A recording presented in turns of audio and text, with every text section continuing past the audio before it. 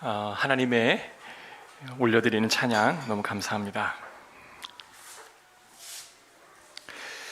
성경에는 위대한 인물들을 소개하고 또 많은 성도들은 그 위대한 인물들을 성경을 통해 접하고 읽으면서 나도 그러한 사람들처럼 되어야 되겠다라고 작정하고 그렇게 살아가죠.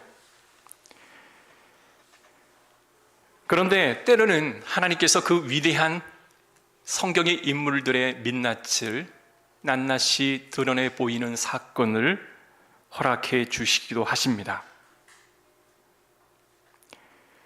오늘 시편 51편이 다윗의 민낯이 그대로 드러나는 그런 성경의 말씀입니다. 다윗이 어떻게 골리앗과 싸웠으며 그가 어떻게 승리를 할 수 있었는지를 성경은 잘 기록하고 있습니다.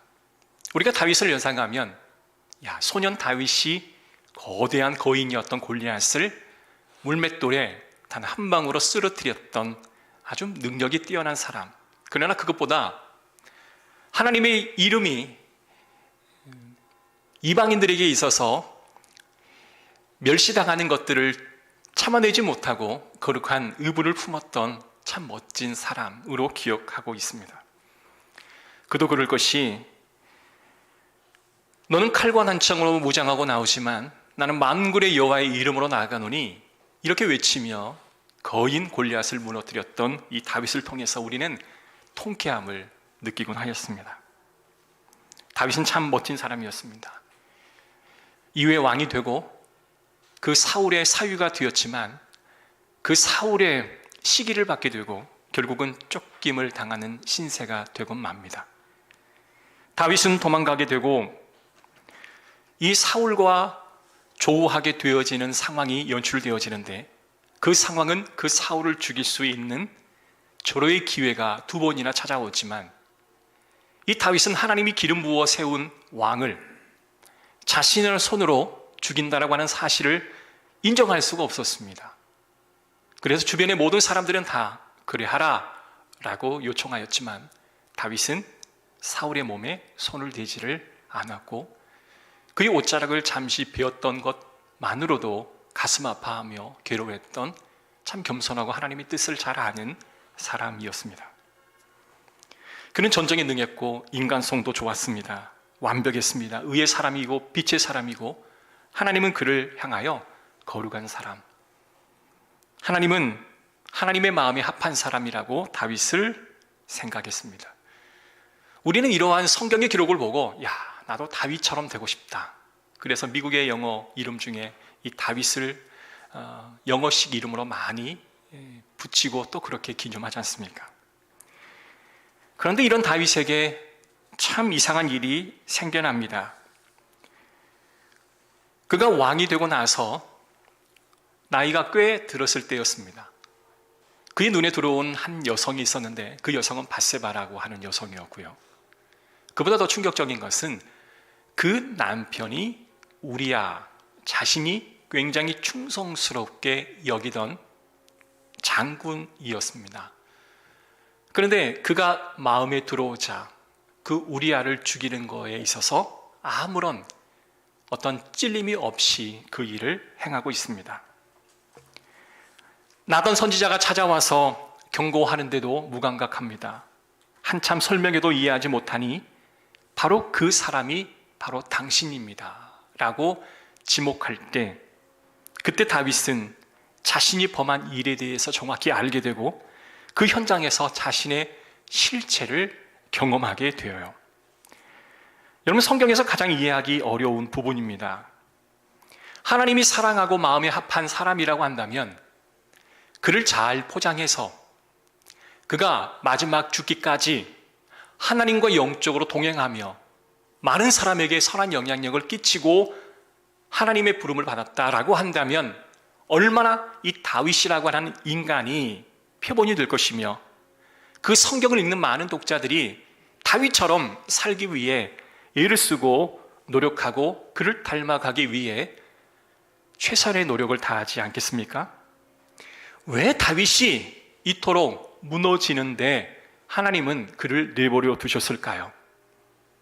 하나님이 강권적으로 그를 주관하셔서 그 현장에 그의 마음을 돌이켜서 다시금 그 일을 행하지 아니하도록 하나님은 적극적으로 막아주실 수 있으실 텐데 왜 하나님은 그를 내버려 두셨을까요?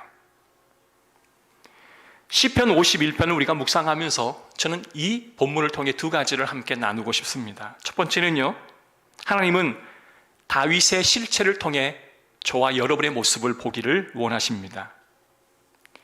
다윗을 통해서 하나님 원하시는 것은 우리가 우리의 모습을 제대로 볼 수 있도록 하는 것이 하나님의 방법이자 원하는 목적이었습니다. 그래서 성경은 답을 먼저 알려주고 시작합니다.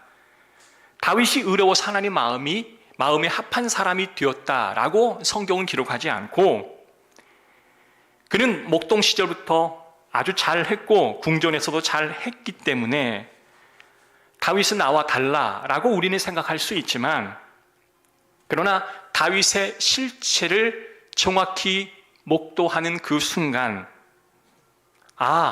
하나님 마음에 합한 것이 하나님 마음에 합한다라고 평가받는 것이 그의 잘남과 그의 유능과 그의 똑똑함이 원인이 아니었음을 알게 되는 것이죠. 그래서 다윗을 보면서 우리는 우리와 동일한 사람이었구나라고 하는 것을 우리는 알게 됩니다. 하나님은 다윗을 통해 저와 여러분에게 말씀하고자 하신 것이 있다라는 거예요. 자, 시편 51편은 다윗이 철저히 대중 앞에 옷이 벗겨진 채로 그의 민낯이 드러나는 순간이었습니다. 너무 부끄러워 자신의 처한 상황을 시로 고백하여 기록한 것이 바로 시편 51편이죠. 3절에 보면 물은 나를 내 죄가를 아오니 내 죄가 항상 내 앞에 있나이다. 5절에 보면 내가 죄악 중에 출생하였으며 어머니가 죄 중에서 나를 잉태하였나이다. 그러니까 다윗은 자기 자신을 규정할 때 나는 태생부터가 죄인이었습니다. 아니 우리 어머니 때부터 나는 죄인이었습니다 라고 하는 것을 고백하죠. 9절에 주의 얼굴을 내 죄에서 돌이키시고 내 모든 죄악을 지워주소서. 여러분, 사람들은 신앙생활을 하면서 자신의 의로움을 찾습니다. 내가 의로워야 한다고 많은 사람들은 생각을 하죠. 그래서 여러 가지 삶의 구석구석에서 내가 의롭지, 이 정도면 괜찮지라고 하는 거리들을 찾아서 내게 적용시키기를 원합니다. 그런데 어느 순간인가는 하나님이 나의 그런 민낯을 철저히 드러나게 하시는 그 순간을 허락하신다는 거죠. 너 원래 그런 사람이야. 너 원래 그런 사람이었어. 감추지 마. 감출 필요 없어. 라고 하나님은 우리에게 와서 직면하십니다. 때로는 환경 때문에 너 원래 그런 사람이었어. 라는 것을 보여줍니다. 때로는 사람을 통해서 너 원래 그런 사람이야. 이렇게 직면시켜요. 그리고 어떤 사건을 내게 허락하셔서 너 원래 그런 사람이었어. 너 몰랐니? 라고 내게 이야기를 하십니다. 그러면 우리는 당황해요. 왜냐하면 한 번도 내가 그런 사람이라고 하는 것을 다른 사람이 알 거라고 우리는 생각하지 못하며 살아왔고 철저히 그것을 감추며 살아왔기 때문입니다. 그래서 우리는 이렇게 탓합니다. 나는 지금까지 잘 살아왔고 그런데 그 환경 때문에 내가 어쩔 수 없었다라고 탓을 돌리게 되죠. 맞습니다. 환경 때문일 수 있습니다. 그런데 역으로 우리가 타인에게 이렇게 비춰지기까지 내가 잘해서가 아니라 다른 사람이 있었기 때문에 내가 그렇게 보여진 거죠. 다른 사람이 내가 그렇게 보여지도록 도와주었던 거죠. 주변의 환경과 주변의 사건이 오늘날 나의 모습을 갖추기까지 도와주었던 것입니다. 우리는 그러한 면을 오지 못합니다. 그래서 사람들이 난 그래도 괜찮은 사람이야 라고 생각하고 그렇게 스스로 위로하며 살아오고 있는데 어느 순간인가 하나님이 나의 그 민낯을 그대로 드러내는 사건들을 허락해 주십니다. 그래서 우리는 아니에요. 저는 그런 사람이 아니에요. 당신이 오해했어요. 라고 부정하고 부인하고 싶어도 하나님이 한번 벗겨내시는데 당해낼 장사가 없는 것입니다. 그래서 아내들은 이렇게 말합니다. 나는 원래 그러지 않았어요. 그런데 남편 만나서 내가 이렇게 바뀌었어요. 남편은 이야기합니다. 나 총각 때 그러지 않았어요. 이 아내 만나서 내가 이렇게 바뀌게 되었어요. 내가 이 회사에 들어가서, 내가 이 교회에 들어가서 내가 이렇게 바뀌게 되었어요. 라고 우리는 이야기를 합니다. 다윗의 고백이 그 말입니다. 나는 원래 그런 사람이었고 내가 죄악 중에 태어났는데 내가 지금까지 몰랐다가 내 실체가 이제 드러나고 보니 이제 나는 내 모습을 내 스스로 감당할 수 없을 만큼의 아픔을 경험하고 있습니다. 이렇게 고백하고 있는 거예요. 그래서 우리는 다윗을 통해 저와 여러분의 모습을 볼 수 있어야 하는 것입니다. 우리는 신앙의 담대한 모습을 볼 수도 있습니다. 때론 우리는 만군의 여호와의 이름으로 담대하게 나아가서 용맹함을 보여주기도 합니다. 힘든 상황이지만 신앙의 노선을 벗어나가지 않고 그 자리를 고수하며 지켜낼 수도 있다는 겁니다. 웬만하면 어려워도 인내하며 우리는 나아갈 수 있다는 것입니다. 많은 사람들은 자신이 가지고 있는 여러 가지 속성들이 있을 거 아니겠습니까? 나에게는 이러한 모습도 있고 저런 모습도 있고 또 전혀 예측할 수 없는 그런 모습도 있어요. 그런데 타인에게 있어서 비춰지는 나는 타인에게 이렇게 비춰주고 싶다라고 하는 그 부분이 있습니다. 근데 그 부분은 내가 어려서부터 체험을 받지 못한 부분일 가능성이 굉장히 큽니다. 어릴 때 부모님으로부터 인정받지 못한 그 부분이 오히려 나를 더 강화시키는 하나의 하나의 그 가면이 되기도 해요. 그래서 우리는 많은 가면을 쓰기도 하죠. 그래서 이것을 우리가 뭐라고 말하냐면 외적 자아가 강화됐다라고 이야기를 합니다. 그래서 목사는 목사로서 보여야 하고 교수는 교수로서 보여야 하기 때문에 얼마나 많은 삶을 감추고 가리고 또 꾸미고 살아갈까요? 목사가 저의 민낯을 다 드러내지 못하고 얼마나 제 삶을 감추고 꾸밀까요? 높은 직종에 있거나 또 많이 배웠거나 또 고매한 인격을 소유해야만 감당할 수 있는 그 직종에 있는 사람이라고 한다면 얼마나 많은 것들을 자신을 감춰야만 살아갈 수 있을까요? 감추다 보니 감추는 데는 엄청난 많은 힘이 필요로 하고요. 내 욕구를 누리게 되어 있습니다. 감추다 보니 이것도 하고 싶고 저것도 하고 싶은데 이렇게 보여주고 싶고 이렇게 타인에게 비춰지고 싶은 마음이 있기에 이걸 못하는 거예요. 그래서 자꾸 그 나의 눌러지는 마음이 나의 저 무의식으로 쌓이게 됩니다. 그거를 뭐라고 말하냐면 그림자라고 해요. 여러분 태양이 딱 비칠 때 그림자가 딱 보이잖아요. 세상의 모든 사람에게는 다 그림자가 있어요. 내가 이렇게 타인에게 비춰져 보이고 싶은 욕구가 강할수록 그 그림자는 더 선명해집니다. 근데 그림자가 없는 존재가 있어요. 누구일까요? 귀신들은 그림자가 없습니다. 내가 타인에게 이렇게 보여주고 싶다. 그게 선명하면 선명할수록 내가 누르는 나의 욕구는 더 선명해지고 더 강해져요. 그래서 누군가가 나의 그 실체를 건드리기만 하면 우리는 나도 모르는 분노와 화와 갈등과 엄청난 번뇌를 경험하게 되죠. 왜일까요? 감추고 싶은 나의 욕구를 누군가가 건드렸기 때문에.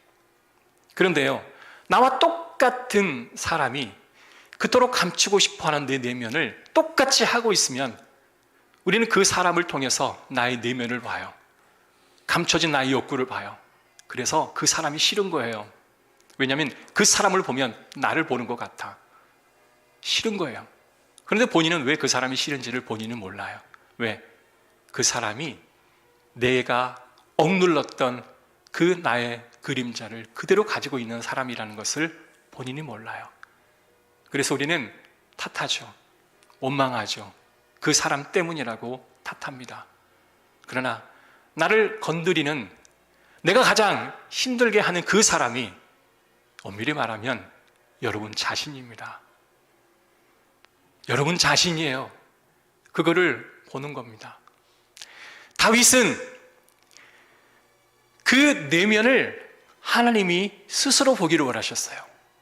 그래서 그를 하나님이 벗기셨습니다. 우리는 신앙생활을 잘 하고 살아갈 수 있습니다. 장로님, 권사님, 안수립사님. 사람들은 타인이 나를 어떻게 바라봐 주느냐, 그게 중요하기 때문에 때론 교회 나가고 싶지 않아도 교회 나옵니다. 때론 기도하고 싶지 않아도 기도합니다. 때론 헌금 드리고 싶지 않아도 헌금 드립니다. 왜? 그렇게 보여주고 싶으니까요. 그런데요, 어느 순간인가 하나님 그 민낯을 벗기실 때가 와요. 그러면 내가 지금까지 지켜왔던 모든 것들이 와르르르르 막 무너져 버려요. 어느 한 여성이 있는데요, 여성이 남편을 위해 열심히 살아옵니다. 그런데 그 남편이 바람을 피우죠. 아니, 나는 남편에게 최고의 아내였고 아이에게서도 최고의 엄마였고 부모로서 부모에게 최고의 며느리이고 딸이었습니다. 그것 때문에 먹고 싶은 것도 먹지 않고 가고 싶은 것도 가지 않고 꾹꾹 참아왔는데 결국 남는 게 뭐예요? 아무것도 남지 않는 거죠. 그래서 그 고통의 순간에 그는 지금까지 자신을 이끌고 왔던 어떤 삶의 가치를 수정하게 돼요. 그래, 이렇게 살아서는 안 되겠구나. 타인의 시선에 맞춘 삶을 살아서는 안 되겠구나. 그래서 이제는 나의 길을 가련다. 그 고통의 순간이 하나님이 그의 옷을 벗기는 순간입니다.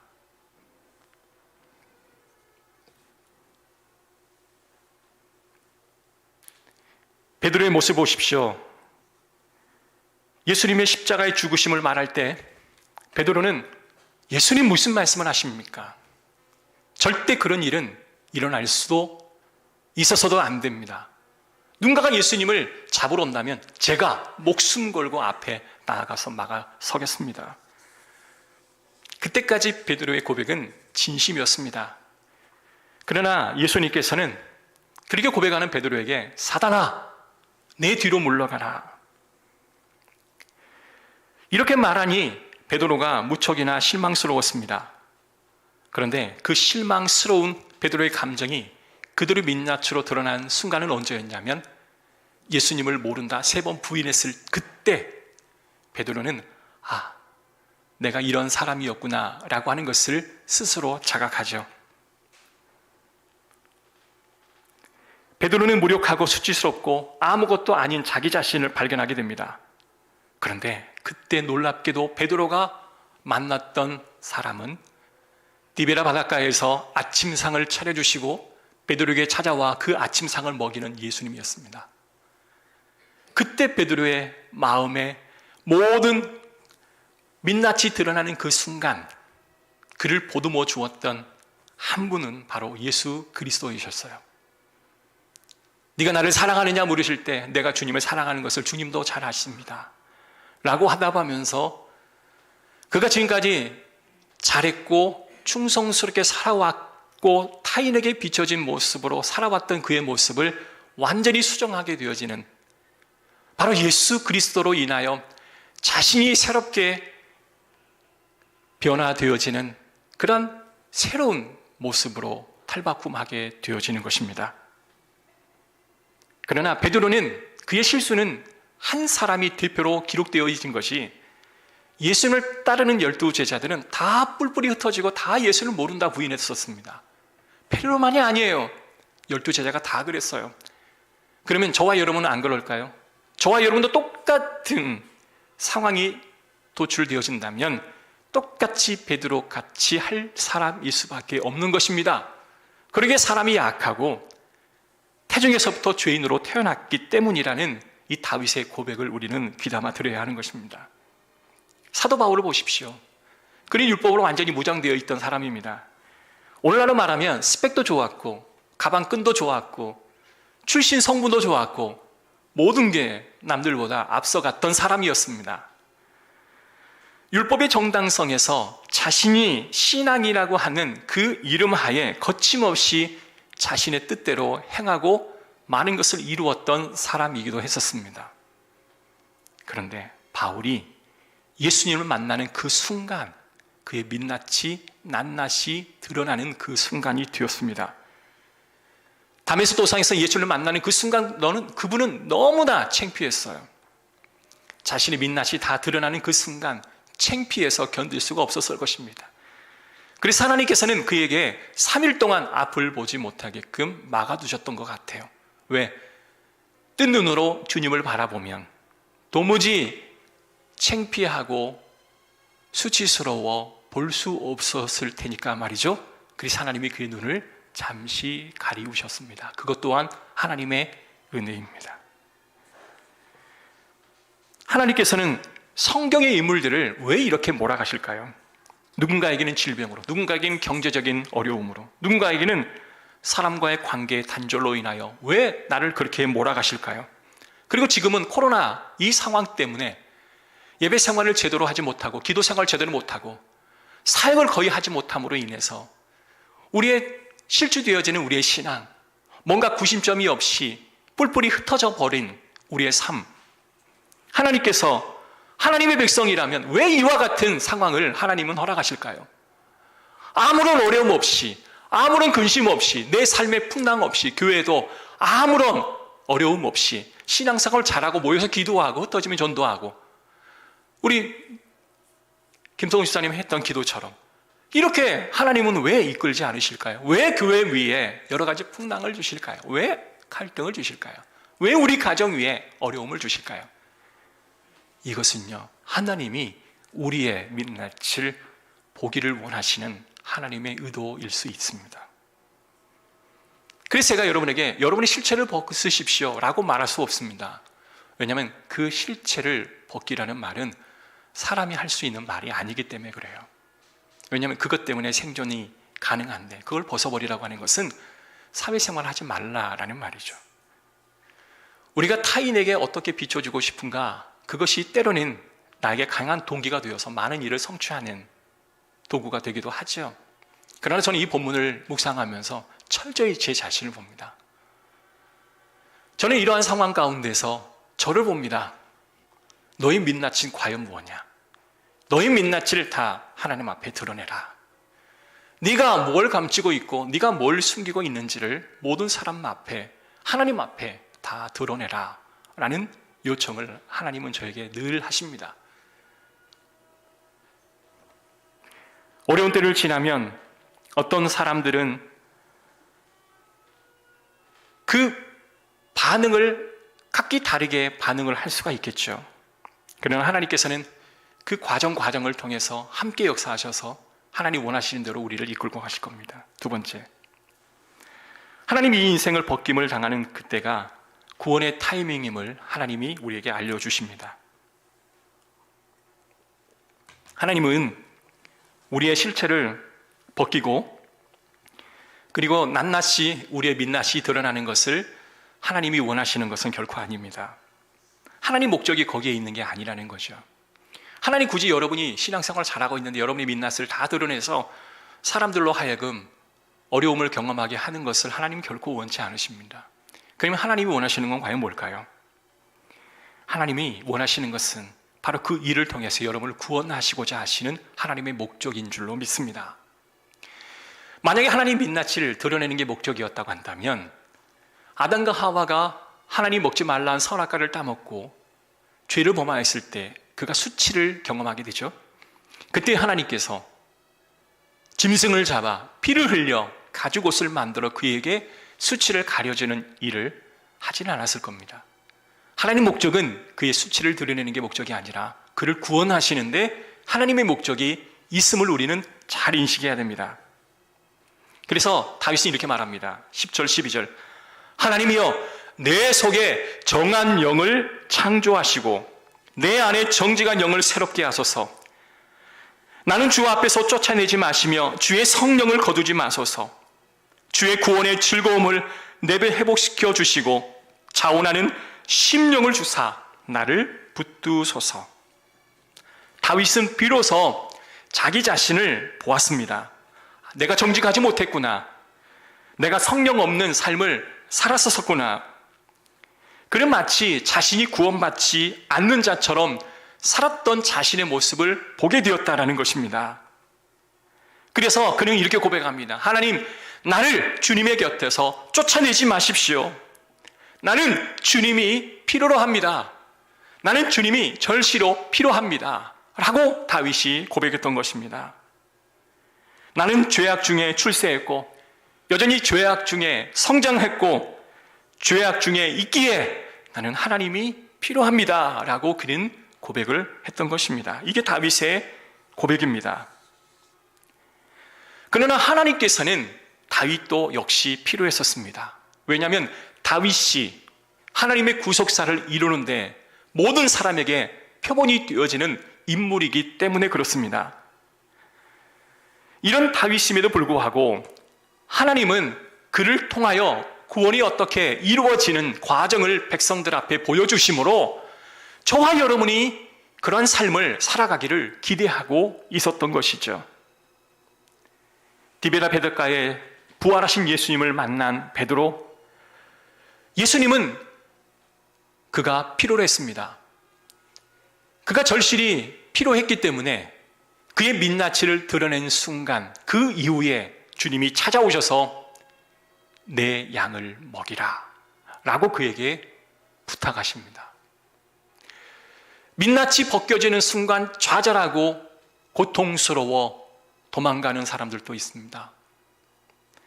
만약에 여러분이 어렸을 때 부모로부터 야단을 맞았을 때 여러분이 거기에 도망가는 게 익숙해져 있다면 성인이 되어도 어떠한 일이 여러분 앞에 다가오면 여러분은 도망가기에 익숙해져 있을 것입니다. 어렸을 때 부모님이 여러분을 야단치거나 또 부모님이 부부싸움을 막 심하게 할 때 어린아이가 부모의 싸움에 관여할 만한 능력을 갖추고 있지 못합니다. 근데 그게 너무나 힘들어서, 보는 게 너무나 힘들어서 그 두 사람이 싸움하는 것을 적극적으로 가서 말려요. 말리다 보면 여기서 터지고 저기서 터지겠죠. 그래도 그것을 말리려 합니다. 그런 사람이 성인이 되면 어떤 갈등이 주어지게 되면 그것을 중재하려고 애를 쓰겠습니다. 어떤 사람은 아무런 생각하지 않고 자기 방에 들어가 멍하니 앉아있는 사람이라면 어떤 사건이나 반응이 내게 찾아오게 되면 그냥 멍하게 바라보는 것으로만 사건을 대처하고 처리할 겁니다. 여러분,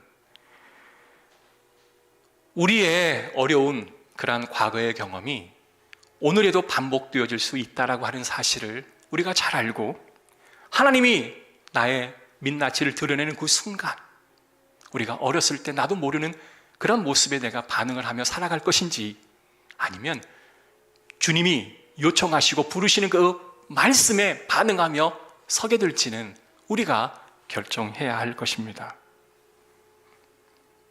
십자가 사건 앞에 도망갔던 제자들도 다 도망가고 나서야 자신을 부인하고 십자가를 지고 따라오라는 예수님 말씀이 바로 이런 말씀의 뜻이었구나라고 깨닫게 되어지는 겁니다. 그때 제자들은 그렇습니다. 저에게 맡겨주십시오. 저에게 모든 일을 맡겨주십시오.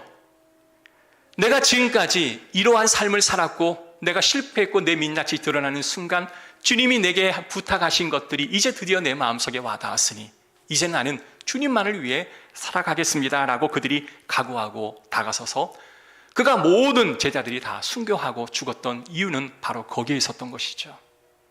저는 여기서 우리 모든 성도들이나 또 저와 여러분처럼 중년의 위기를 경험하고 있는 많은 사람들이 경험할 그 위기에 좀 직면하고 싶은 마음이 있습니다.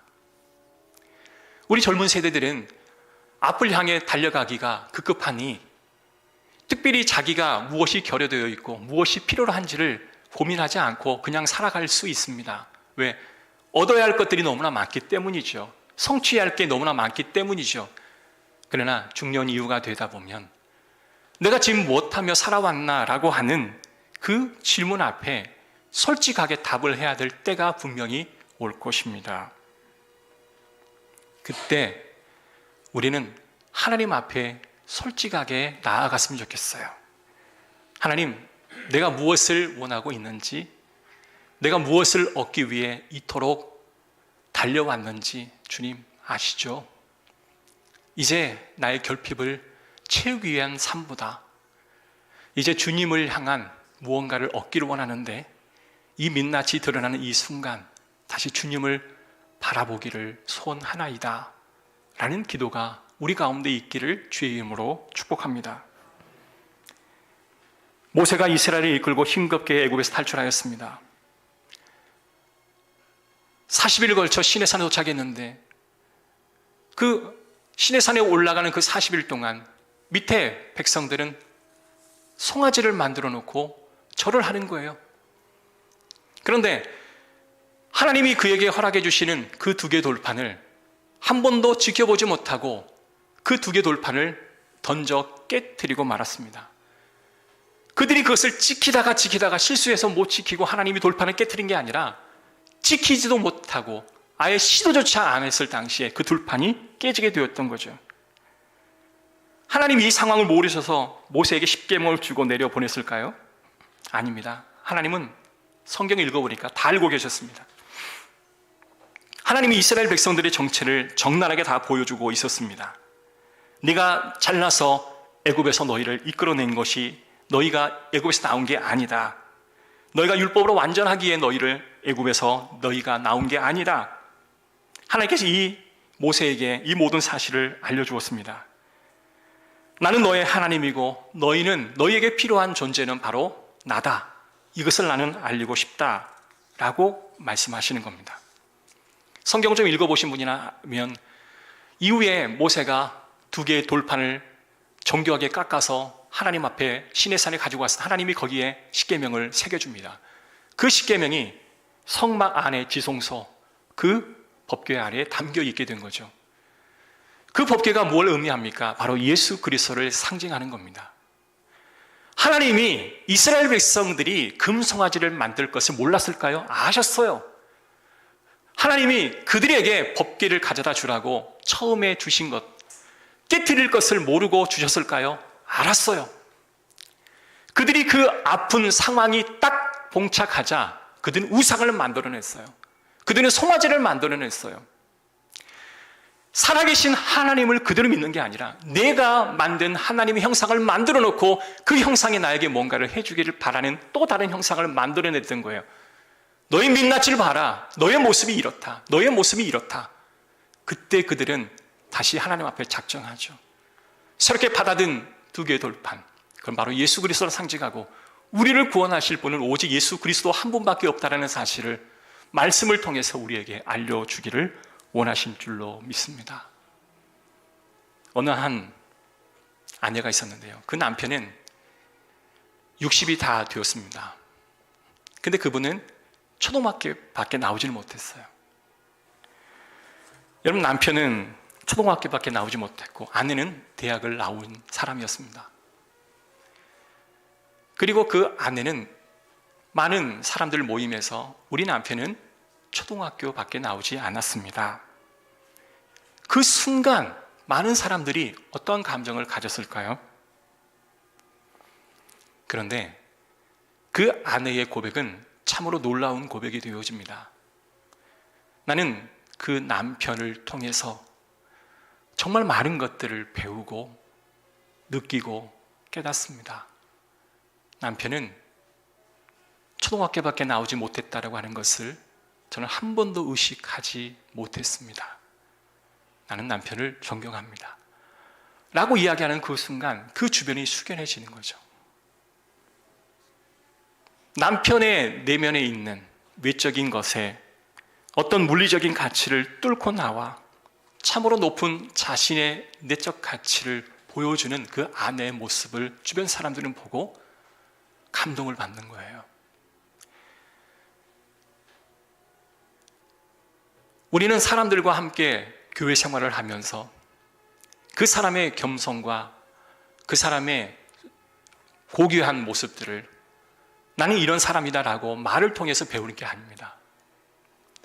여러분들이 말을 통해서 나를 꾸민다고 해서 그대로 우리를 그렇게 인정해 주지 않습니다. 신앙생활을 할 때 문득문득 그 사람이 하는 그 어떠한 모습에 야, 이 사람은 진정 신앙인이 맞구나. 아, 이분은 진정 성직자가 맞구나. 순식간에 찰나적으로 일어나는 그 짧은 순간에 일어나는 그 감동, 그것이 바로 그 내적 가치를 인정하게 하는 놀라운 은혜의 시간이라는 거죠. 말씀을 마칠게요. 사람의 실체가 벗겨지는 자리에서 하나님의 구원의 역사가 시작되어집니다. 혹시 여러분이 지금 무엇 때문에 힘들다고 하시면 하나님이 여러분의 지금 벗기는 작업입니다. 여러분, 벗김에 두려워하지 마시기 바랍니다. 두려움보다 하나님이 나를 다시금 써나가시는 하나님의 계획임을 여러분 아시고, 오늘 주변에 있는 많은 환경, 사건, 사고들이 여러분을 핑계하는 그런 거리가 되지 않게 하시고 여러분 스스로를 보는 그런 시간이 되기를 주의 이름으로 축복합니다. 그때 여러분 곁에 통로가 되어주는 사람이 되었으면 좋겠습니다. 초등학교 나오지 못한 남편을 그 아내가 통로의 역할을 감당해 주듯, 예수 그리스도가 여러분을 통로의 역할을 감당해 주듯, 저와 여러분이 모든 사람들의 통로의 역할을 감당해 주는 하나님의 은혜를 체험하게 해주는 사람 되기를 주의 이름으로 축복합니다. 기도하겠습니다. 하나님, 감사합니다. 우리의 어려움을 딛고 다시금 새 역사를 쓰기를 원하오니 그 새 역사를 쓰는 그 모든 과정 속에서 주님이 주인 되어 주옵소서. 예수 그리스도의 이름으로 기도합니다. 아멘. 찬양하겠습니다.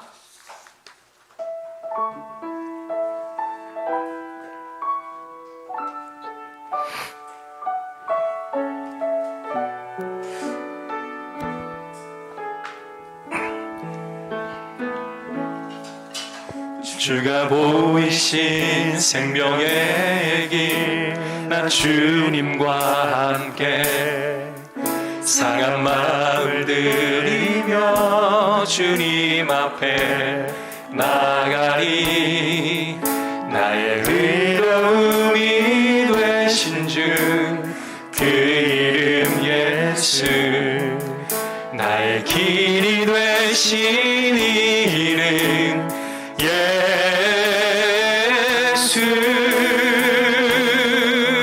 나의 길 오직 그가 아시나니. 나를 알려하신 후에 내가 젖는 것이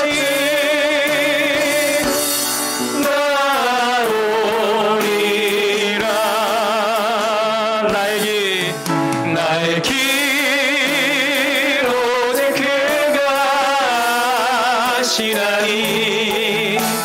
나를 단련하신 후에 내가 젖는 것이 나오리라.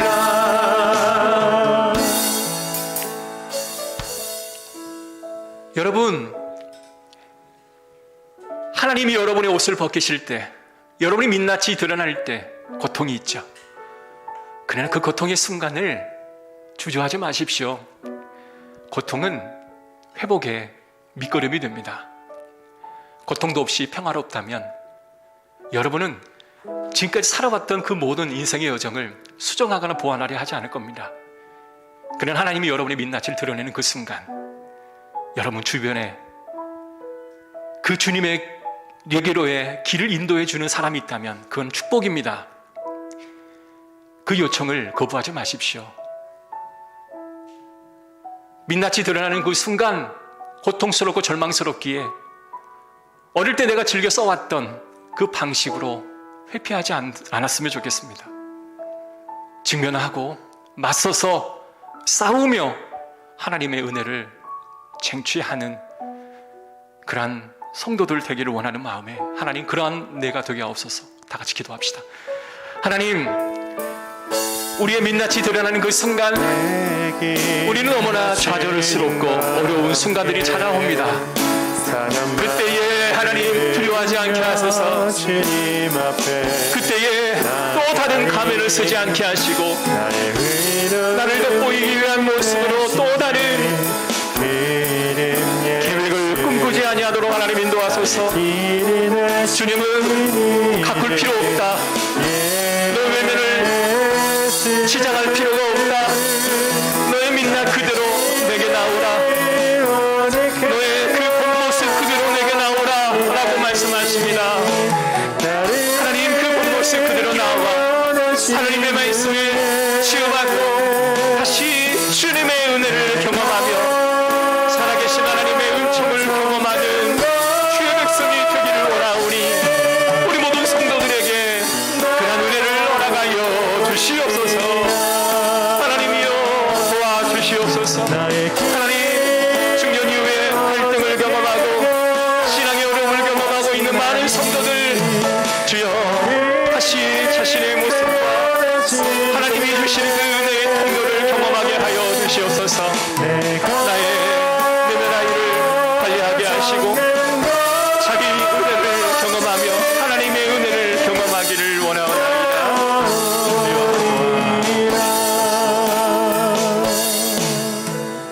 이 모든 말씀 예수 그리스도의 이름으로 기도합니다. 아멘. 우리 다 같이 자리에 일어나셔서 파송에 찬양하겠습니다.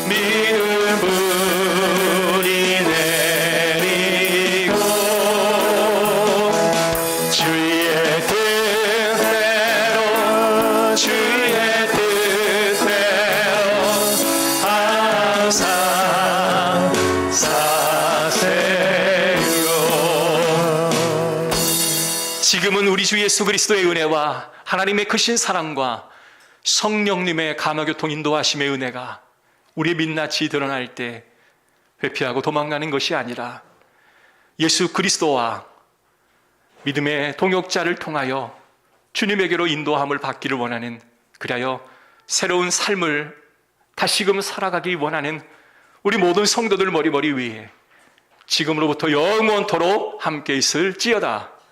아멘.